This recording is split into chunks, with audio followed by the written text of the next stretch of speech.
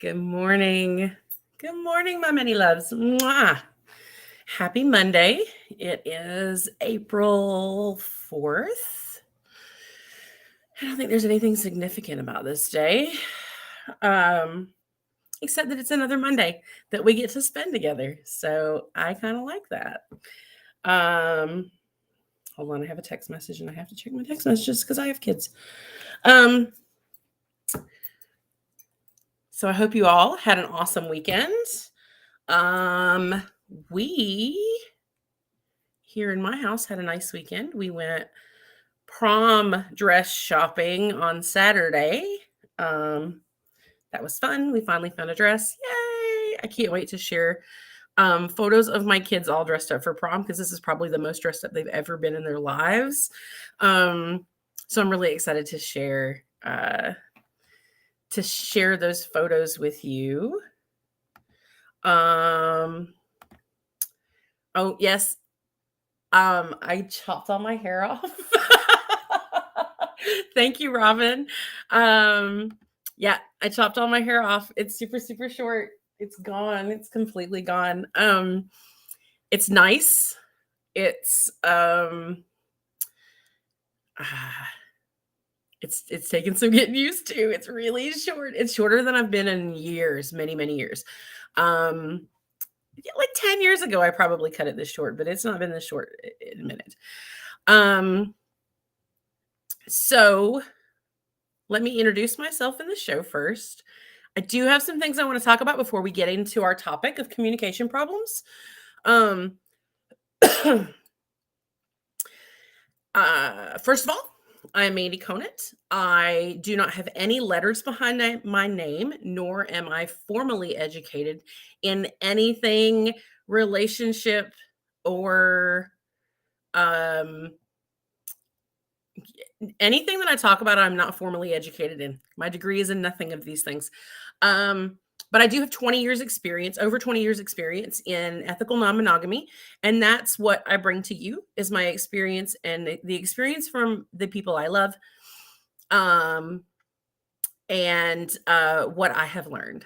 So I am not a doctor. I am not a therapist. I am none of those things. I am just Mandy. The show, for those of you who haven't been around for a while, we talk all things ethical non-monogamy. We talk about some taboo subjects, some tough to talk about subjects, some dumb subjects, and some super important subjects.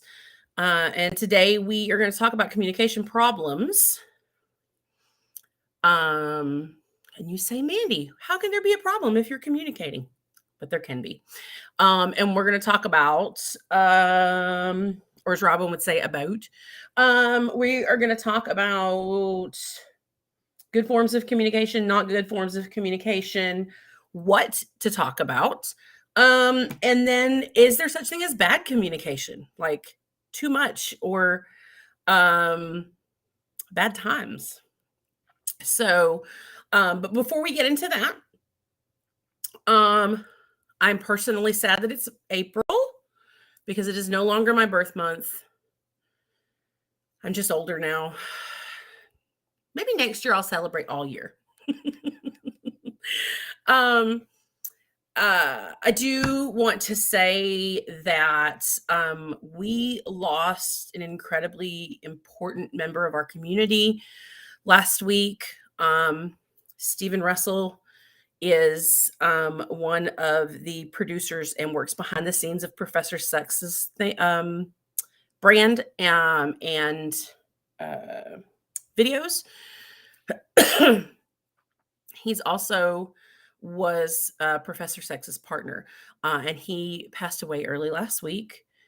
Angel, Professor Sex, is a very dear friend of our family. You all have seen Professor Sex here on the show. They have been on the podcast as well, the Probably Polly podcast. And losing Steve has been crushing for them, as you can imagine. Angel has 2 kids as well, who have lost their step parent. and he was a rock to their family. So a lot of community members have been raising funds for Professor Sex. Here are direct ways to donate to Professor Sex. There's also a GoFundMe, which I posted. I believe I posted in the group. If not, I will post it in the group. I encourage you all, if you can. I know that it is a place of privilege to be able to help people out in times of need like this. But I encourage you, if you can, to donate to Professor Sex, as they have donated a lot of their time and energy to our community, and to LGBTQIA folk, and yeah, their Professor Sex is an amazing human being who does amazing work for multiple communities. And all I'm asking is that our community come together for them now in their time of need. So if, like I said, if you have it to give, I encourage you to give. If not, I completely understand. There's there's no requisite. You're not required to do that to listen any further. And Professor Sex also would probably enjoy some shout outs about how important they are to the community and how sad their loss is to all of us. And Angel, if you're listening, I love you. You know this. Our family loves you. And I know I've told you a million times, but if there's anything you need, please reach out. All this information is up in the group as well. So if you, when I take it off the screen, if you miss it, please feel free to grab it out of the group. Hold on one second. I'm having technical difficulties. Okay. Let's see. What else? I'll do a little bit of housekeeping. We'll talk about our sponsors real quick. One Condoms. Awesome condom company. They have the only FDA approved condom for anal sex. They have an amazing thing called a fit kit that you can download. If you go to myonecondoms.com, you can download your fit kit for free, measure your junk, and find out which of the 60 different sizes they carry will fit your junk the best.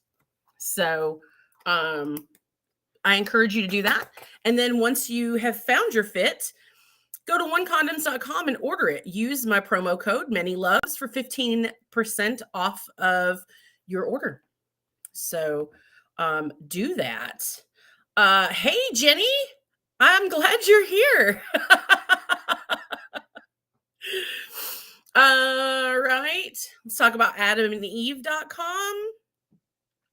AdamandEve.com is your one-stop shop for all bedroom enhancing items.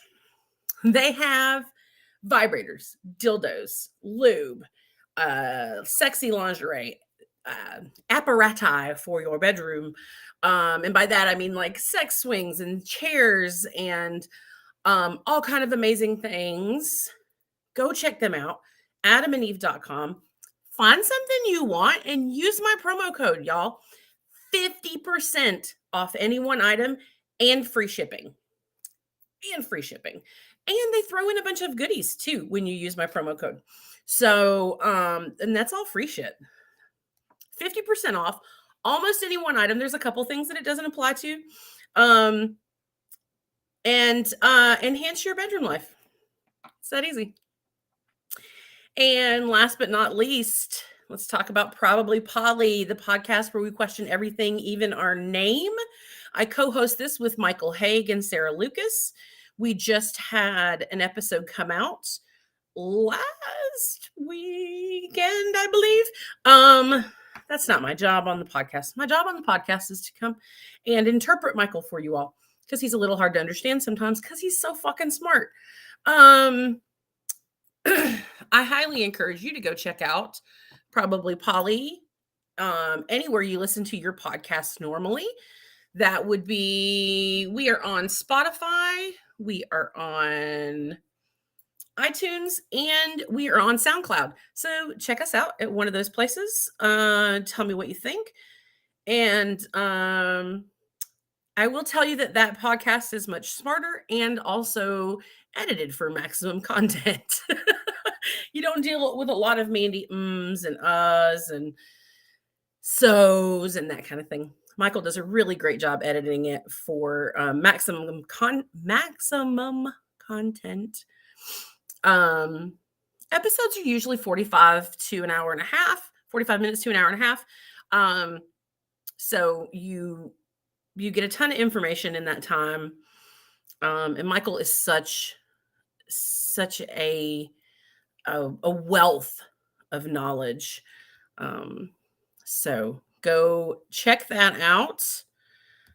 And I think that that's all the sponsors to talk about right now. I am going to encourage, as always, every Monday, your questions, comments, and critique. I love it when you, I don't know why I sang that. I'm sorry. I won't do it again. I love it when you all join in the conversation. It makes it so much, I think it just makes it so much more informational for other people, for you all to share your questions and comments about the topic that we're talking about. You all make this show so much better when you join in with me. So please give our listeners a break from my bullshit content and let me hear your stuff. I've not had enough coffee today, or maybe I've had too much coffee today. Let's see. Jenny says, I've loved the 2 recent episodes of Probably Polly. So happy the episodes are back. We are too. We haven't recorded any new episodes. This is still our backlog. So there's still like older ones that we've recorded from months ago, but we do have new recordings on the calendar to start. So we're really, really excited about being back. And I tell you what, COVID did a number on us, as it did, a lot of people. And of course, the 3 of us were not hit as hard as a lot of people were. And we're really just starting to feel the emotional toll and the mental toll now that it's over. And it's not over. Don't get me wrong. The pandemic is far from over, but now that it's calming down and slowing down, we're really just now seeing the effects of everything, right? So, so yeah, moral of that story is Probably Polly is back with new episodes. And so today we are going to talk about bad communication. We're going to talk about communication problems. And in that will be bad communication. So my question to everyone right now, because I have a bunch of questions for you, is there such thing as bad communication? We talk about communication so fucking much in ethical non-monogamy, right? Like, that's the buzzword. If anybody says anything about ethical non-monogamy, why is it so hard for me to say that word today? If anybody starts talking about E&M or poly, it's communication, right? You got to communicate with your partners, communicate with your metas. We talk about this all the time. And I had a thought over the last week. Is there such thing as too much communication? or bad communication. Um, and I mean too much communication like between partners, too much communication between metas. Um, and in case you're new here, a meta is a metamor. That would be your partner's partner that you maybe don't have a relationship with, but your partner does. Let me see. We have a comment here. Robin says, I see it all the time in my work. Message passing between partners and metamors. Don't do it. Yes. Robin and I actually talked about this last week. The message passing. I'm going to do a whole show on metamor communication. And message passing and how not to do it. And what we mean by message passing is when you tell your partner something to tell to their partner, or when they say, well, this is how my other partner feels, and it's bad. It's bad news. Don't do it. Message passing is not good.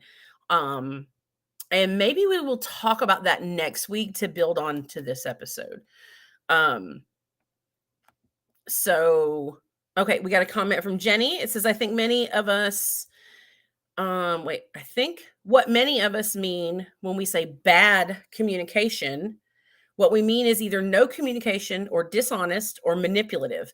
I do think you can have too much communication.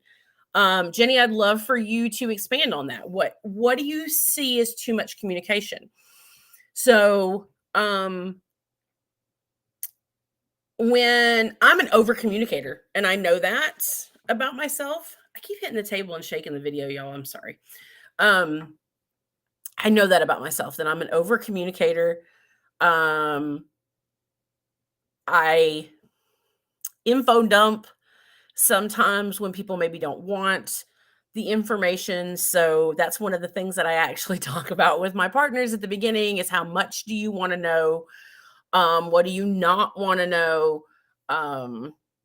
Because some of my partners are parallel poly and they don't want to know about each other, and they don't want to know, not that they don't want to know about each other, but they don't want to know maybe the ins and outs of the other relationship, or they don't want it pushed on them. And that's completely okay, right? That is absolutely okay. We've talked about that before. Because you're not dating your metas. You don't have to date your metas, and you don't have to date the relationship between your partner and their other partner, right? So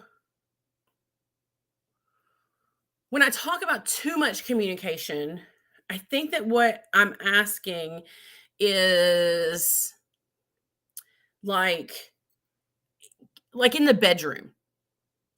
So let's say in the bedroom, even with monogamous relationships, can there be too much communication and critique about bedroom activities or about relationship boundaries?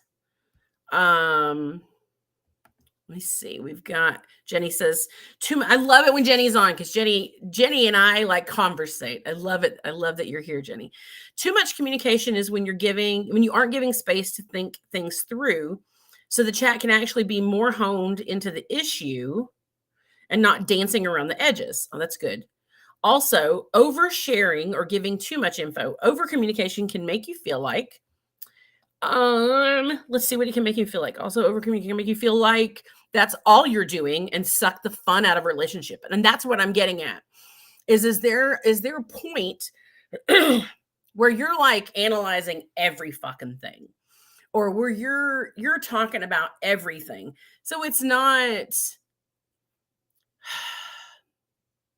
And I've gotten this before. I've had people tell me this before that, like, I know I was thinking about it this week, but I've had multiple conversations about this with other people, as far as like when we talk about consent and how we encourage conversations about consent in the bedroom.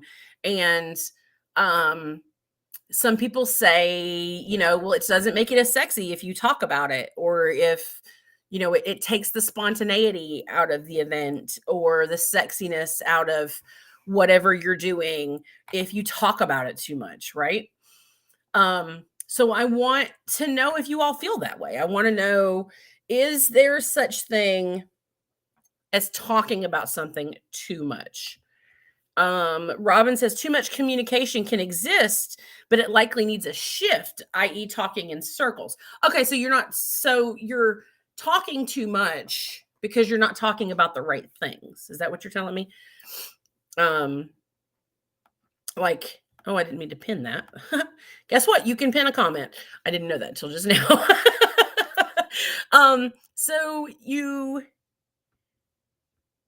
So what Robin is saying, I think, is that it's too much like if you're dancing around a subject and you're just talking it and talking it to death, the reason is because you're not actually talking about what needs to be talked about. You're talking in circles. Correct me if I'm wrong, Robin. um Jenny says communication styles can differ also. Yes. And some people have different attachment styles and different ways of wanting to resolve conflict. But communication is not just conflict resolution. And I think people should talk more than just conflicts. I completely agree. I love that comment, Jenny. Um, Communication isn't just about conflict. Um, and I think if you're only communicating about conflict, that's bad. Um, it's gonna leave a nagging taste, right? It's gonna leave like, "Oh, fuck, we're gonna talk about this again." Or we're gonna like, the only time we ever talk is when there's a problem. Um, so I think that the communication should be so much more than conflict resolution. Um, Robin's comment is long, so I gotta go back to it after this. So it says, Robin says, same with BDSM and sex. Is this okay? Is that okay? Are you all right? How's this? It's over communicating, but I say don't shut it down. Shift to other forms of communication that may not be verbal, like body language, touch, eye contact, etc.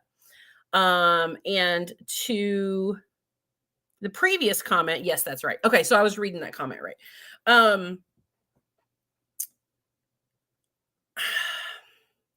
I think though, to that comment, Robin, when you I think that you can really only rely on that body language and touch and eye contact when there's a level.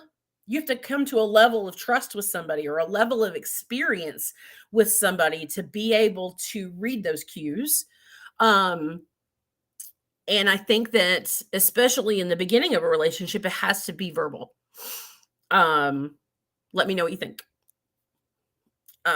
Jenny says examples of different styles. Anxious attachment styles may want to talk right away, whereas avoidant attachment styles may need space to process first. Those styles together can lead to the classic push pull dynamic.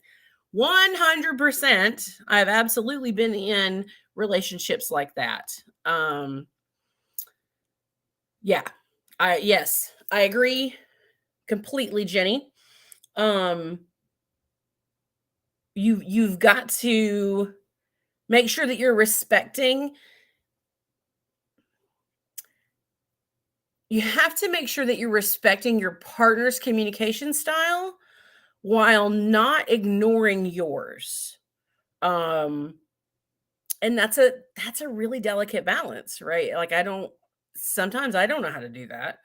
Um, and I've been pushing this communication shit for 2 decades, right? Sometimes I don't know how to do that. Sometimes I struggle with that. Um, I do I do think I'm trying to say this right. I'm trying to say this correctly. My thoughts are a little scattered on this today. Um,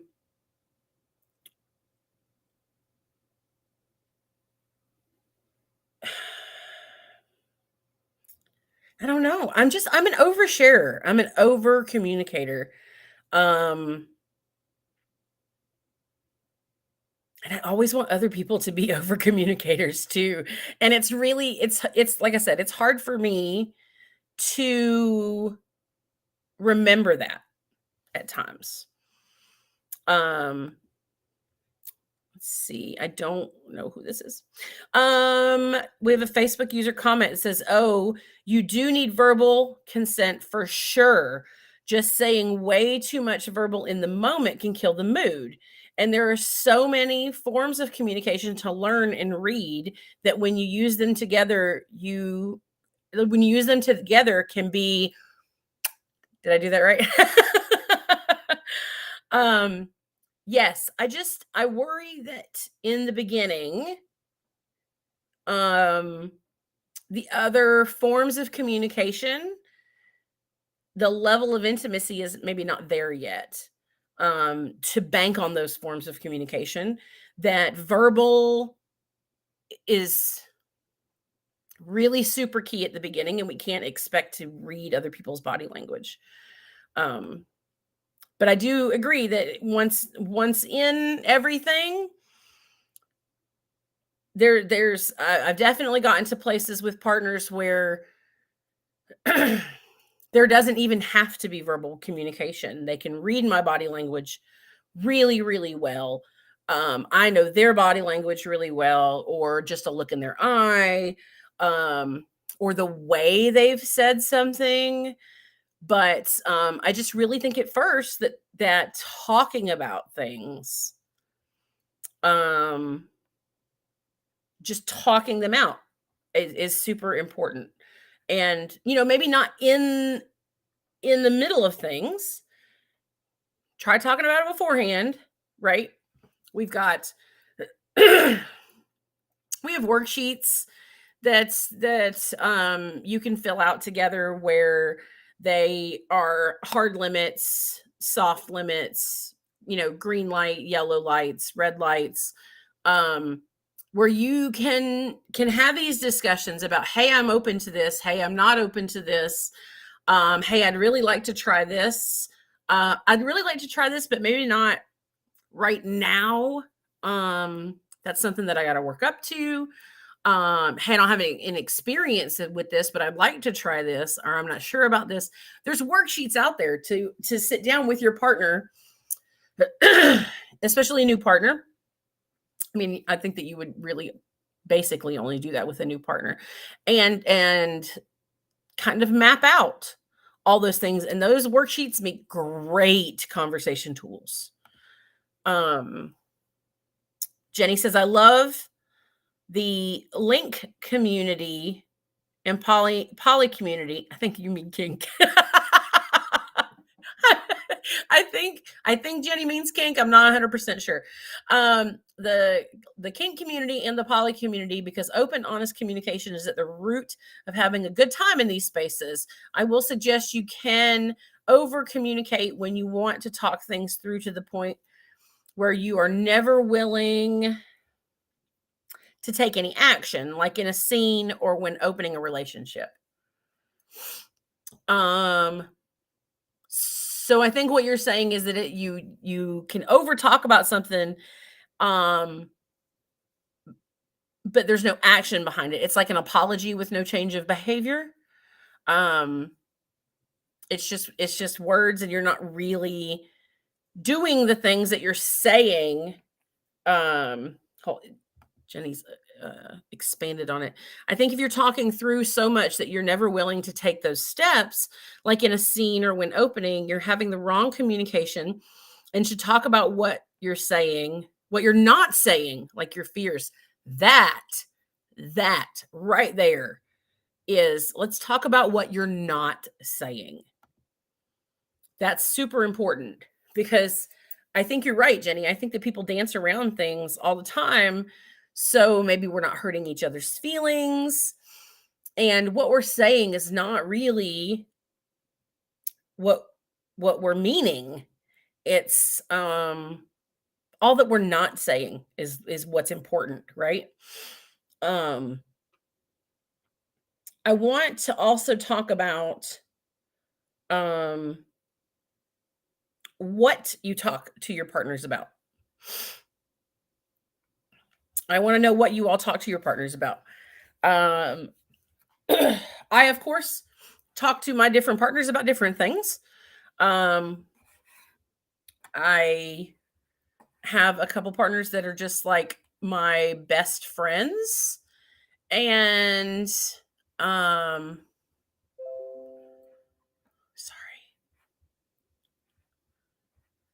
um, I have a couple partners that are like my best friends, and I talk to them about everything, and I bounce ideas off of them, and um all kind of topics, and uh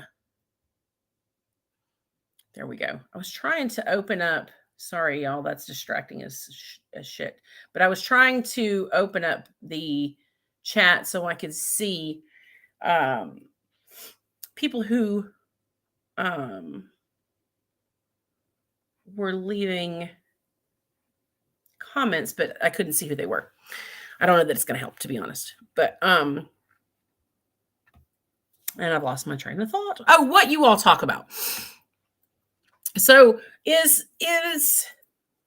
I'm curious if you talk about sex. And I'm not talking about sex with other partners. I'm talking about your own sex with your partner. Do you talk about sex? Do you talk about what you want and what you don't want? Do you talk about um relationship escalation or de-escalation, and what that looks like both ways, right? Like what escalation looks like and what de-escalation would look like, because let's be real, people, really really rarely do we have relationships that never de-escalate, right? It happens. So that needs to be talked about, and it needs to be talked about multiple times. What de-escalation looks like to you. What are check-in points in your relationship? With my nesting partner, we have a little saying where and we're legally married, which doesn't really mean anything to either of us except that it takes care of paperwork if something were to happen to one of us. That doesn't create a hierarchy for us, really. But we have a saying that we check our relationship at the end of every lease. We we check our relationship at the end of every lease. We check in and we go, "Hey, do we still want to do this? Do we still want to like?" And we're like actually signing a lease for our house, but it's kind of like we're re-signing the lease on our relationship as well. So we go, "Hey, do we still want to do this? Do we still want to do this for another 2 years?" And our relationship is lease to lease. So I think that every relationship should have those discussions about renewing your lease, whether it's the lease in your relationship or your metaphorical lease of your relationship. Are we going to renew this? And set times, set lease expiration dates, if you will. That's great if you're doing that. But for sure, talk about sex too. Talk about sex with your partners. Jenny talks about sex with her partner. They talk about sex with their partners all the time. To be fair, we did escalate without conversations, and we haven't discussed de-escalation at all, but we're starting to have the conversations we never had. Oh, heart. My daughter taught me how to do this, because this, I guess, is very old. It's old people-ish. So this is the new heart. I love that, Jenny. I love that. I'm glad that you're starting to have conversations that you never had. The important ones, right? The important ones that we need to have. Sex conversations are some of those, though. Um, and I think, God, that the thing that keeps coming back to me is the what's not being said. That's so important to like to look at what is not being said. Um, because if you're talking something into the ground, it's because of something that's not being said. I completely agree with that. Let's see. Robin says, B and I talk about communication a lot. They talk about talking. Like after the kids are in bed. Wait, is that over communication when you communicate about communicating? So like some communication inception shit. Is that could that be considered over communicating? We talk about everything. We even talk about talking. It's like meetings about meetings. Um, like after the kids are in bed, we might have a small chat about something that was done or said that day that maybe didn't sit well or something. It's nice to have a quick, hey, have you noticed you're quicker? I hate that it doesn't show the whole comment if it's long. Um, hey, have you noticed that you're quicker to anger lately, etc.? Are you okay? Or hey, the way you responded to the X situation or to X situation was really well handled. Instead of leaving it to snowball and to come up in an argument. That's great advice. Super great advice. Um, and talk about the good things. Like I think that that's a communication problem we have. You all brought that up at the beginning of the show. Talk about the good shit too. Recognize when somebody is doing something, recognize when they're trying, recognize that they're giving more, recognize that they have changed something that you know maybe they were doing and they were hurting you and didn't realize they were hurting you. um Talk about the good shit. Give props where props are due. And then it won't feel like nagging all the time. It won't feel like, oh God, here we go. We got to talk about that again. Um, Something else that I want to bring up is forms of communication that cause problems. Um, and we all know important conversations should not be had over text message, right? Or should they? That's some people's way of communicating and the way they communicate the best. But like Jenny said earlier, you need to know what the communication style of your partner is in order to be able to respect that that's what they need, right? So that the old, conversations are bad over text message, like important conversations are bad over text message. Um may not actually be a thing. Um I think that we have come a long way um, with technology and emoticons, and they don't call them emoticons anymore. They call them emojis. Um, that just shows you how far we've come. Uh, I think that we have come really far with being able to have conversations over text message, um,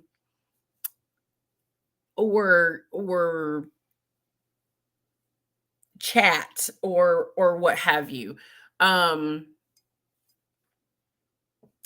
I think emails are a really good way to communicate, um, because it allows you to put all the things that you're feeling in like it was like writing a letter, right? Back in the good old days. It's like writing a letter. You can put everything out that you're feeling. You can make it an outline or however you want. Um, but the person has to read the entire thing before they go shooting back a response, like in chat or in text message. Um, you I sometimes think that writing a letter or sending an email is better than having a face-to-face conversation. At least it's a good start to a face-to-face conversation because you can't interrupt each other. Um, there's also a really good um, chat app called Marco Polo. That's a video chat app um, that you can't interrupt each other. So it's like a video message. They listen to the whole thing, then they respond it to you in a video message. So you're not interrupting each other. That's one of the things that I love about Marco Polo is not interrupting each other and listening to everything that the other person has to say. Let's see. Robin says, I've actually had some really good conversations over text. I've explicitly stated that I needed time to process and come up with a proper response instead of giving a knee jerk reaction that I regret. So if you are able to personally check yourself before just popping off a response, and you are able to go, okay, I need to think about the way I'm phrasing what I'm saying. I need to collect my thoughts. Then yes, text messages are a great way to communicate. Like I don't have a problem with that. And these may be unpopular opinions, right? Um, I have another pretty fucking unpopular opinion as well. That whole don't go to bed angry bullshit is for the birds. It is for the fucking birds. You are not going to have a productive conversation while you're exhausted at 2 o'clock in the morning because you're trying to not go to bed angry.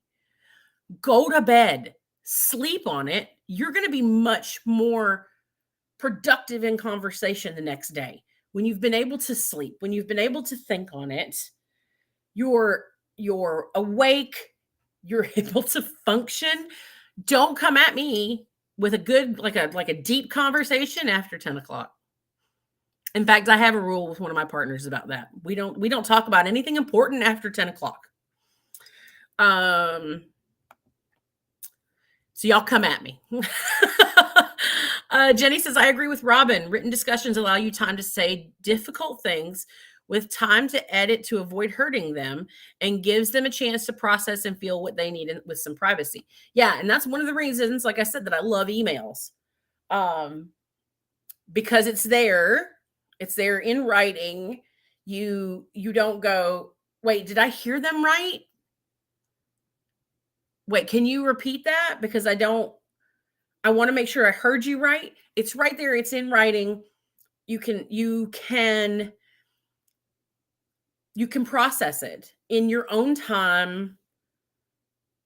It's great. I have multiple partners that email is the absolute preferred way of having a difficult conversation.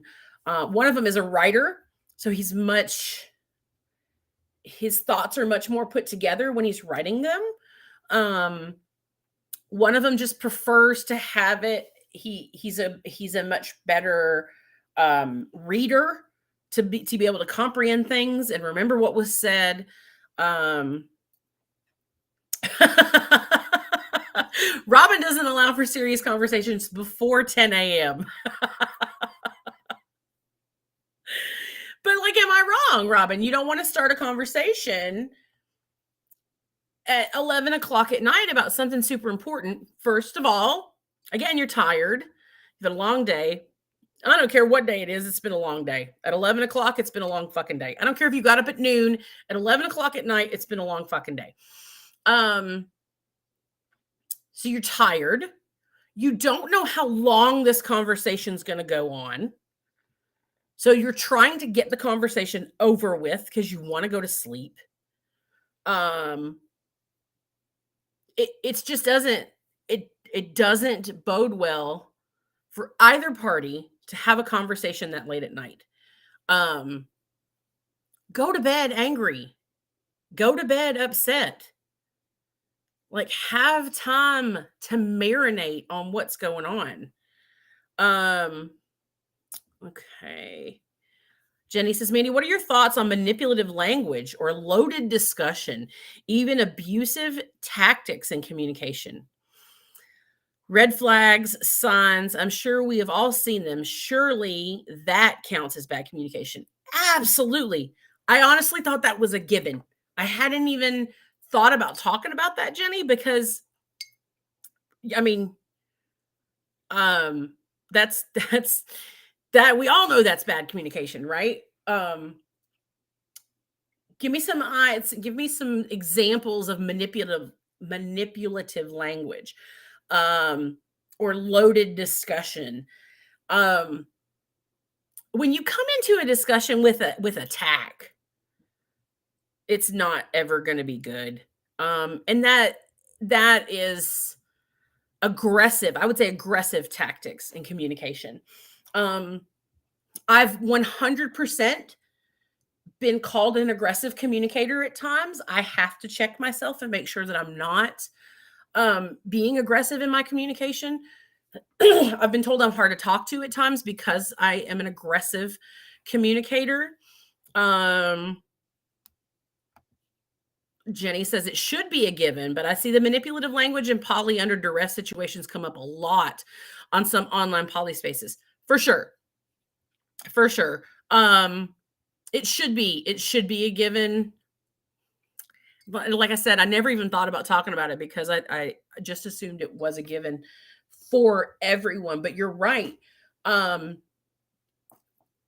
Aggressive communication. That's I prefer to kind of group manipulative language and loaded discussion with aggressive communication because it's um you're being an aggressor. You're I don't want to say you're I mean, but you're trying to start a fight. You someone who repeats your words back to you maybe in different ways.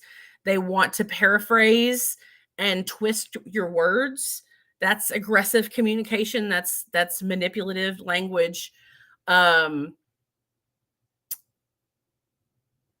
don't call names when communicating. That's another aggressive communication tactic. Don't call each other names. There's no reason for name calling. You're when you go something that I've learned from Michael, and this is one of those things, Jenny, that you think should be a given, right? But it wasn't in my communication skills for many years. Uh Go and always think of this. If you go into a conversation with sides in your head, I'm right, you're wrong, I'm wrong. We're it's who's right, who's wrong, and it's you're going against each other, you're not going to make any headway. You're not going to make any kind of progress. It's not going to be productive at all until you acknowledge that you're on the same team and you're both arguing for your relationship. Um Somebody said use statements. Why would you do XYZ? Implying or assuming feelings or intent of others. You hate me because, or absolutes like you always and I never. Um, yes, those are great. Those are great examples of manipulative, aggressive communication tactics. Um, don't ever tell me how I feel. Don't ever tell me how I feel. That's such a big trigger for me.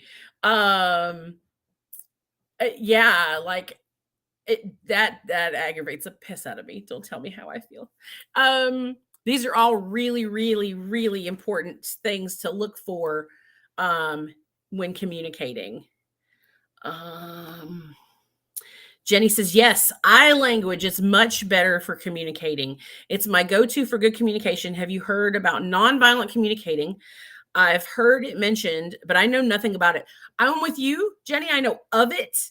I know there's a really good book about it, and I don't know what the book is offhand.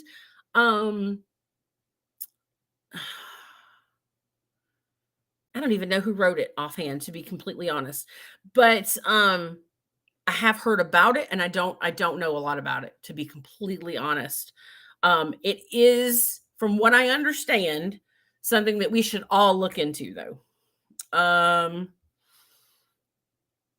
Let's see. I missed a comment here. You're not wrong at all. I was clapping. Sometimes discussions need breaks. People need breaks to process, rest, and take care of themselves. I don't know who said that. Thank you, though. Um, Somebody said they're getting the book. Um, yeah, don't. If you take anything away from today, go to bed angry. Go to bed angry.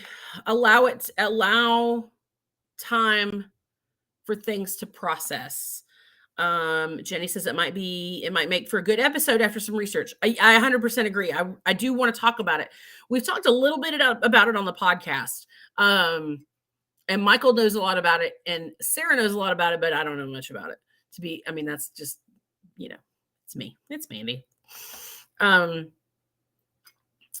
But yeah, it's from what I understand, it's incredible. Again, it is called, where did it go? Nonviolent communicating. I know for me, things that I do in conversation that I have learned when communicating something is to use, oh, Robin grabbed it for me.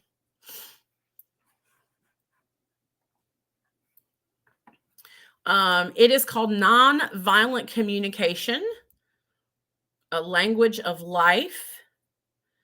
Words and the way we think matter. Find common ground with anyone, anywhere, at any time, both personally and professionally. And it is by Marshall B. Rosenberg, who has PhD behind their name. So none of the names that it's like endorsed by ring a bell to me. But I've heard really, really good things about this book. But some of the things that I've learned about when communicating, and I am by no means saying that I'm like the master communicator. I still have I have a lot of trouble communicating. It's don't call names. Go to sleep on it. Wait, Robin, have you read the book? Robin says they highly recommend this book for literally everyone. Which probably means that she's read the book. Go to sleep angry. Take time to marinate on your thoughts. But when you're doing that, don't downplay how you feel. Don't think about it and go, oh, that really doesn't matter. I shouldn't, don't worry. I won't worry about talking about that, because it does matter. If you had to take time to think about it, if you had to take time to decide whether you're going to discuss it or not, it matters. You probably need to discuss it. It's one of those things that are not being discussed. And that's a communication problem, right? Don't call names. Allow time for marinating. Go to sleep angry. Don't talk about shit when you're tired or you're hungry. I can't talk about shit when I'm hungry either.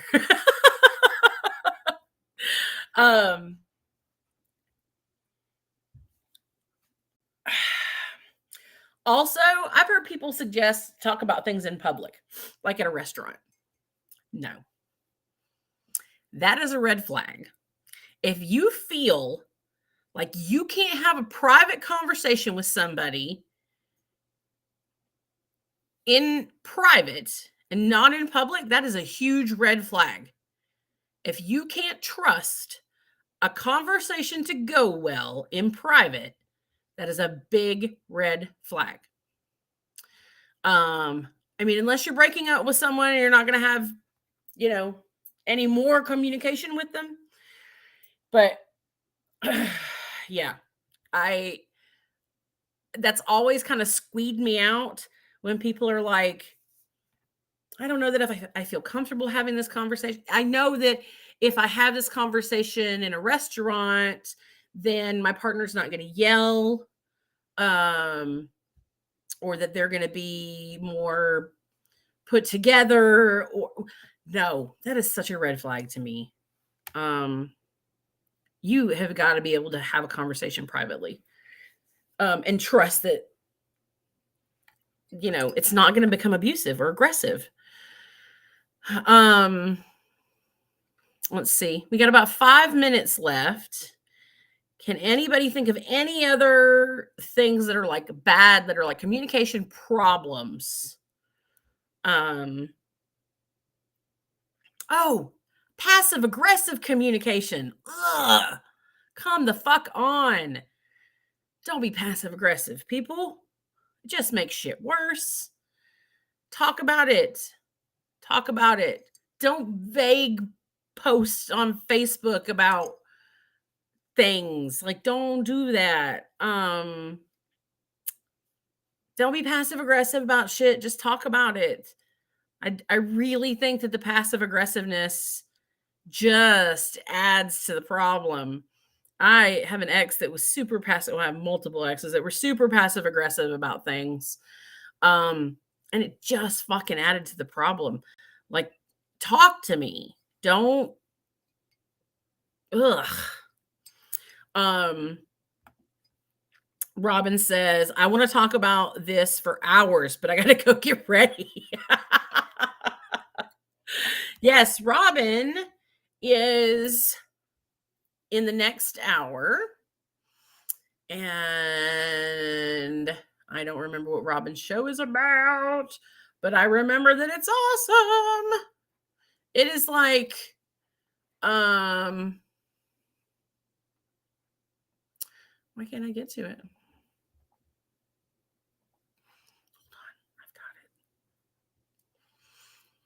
Robin is talking about acts of service today in love languages and BDSM. That's in the next hour in 2 minutes. So I highly encourage you all to stick around, because I love Robin's talks about acts of service.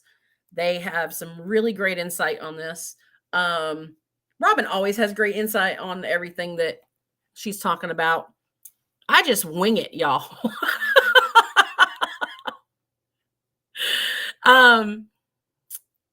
Oh, Jenny says that they're so excited about Robin's show today. Me too, Jenny. I'm going to be listening. I don't have a meeting till 2. So, I'm going to be listening and prepping for my meeting at work. Because as I've told you all, this is my lunch hour. I spend my lunch hour with you all on Mondays. So after this is over, I have to go back to work. I get to hang out with y'all for an hour, and then I have to go back to work. So, anyway, be kind to each other. Next week, we're going to talk about metamor communication and message passing, to add on to what we talked about today. So if you have any further questions, comments, or concerns, or critiques, please feel free to leave them in the comments. I love you all.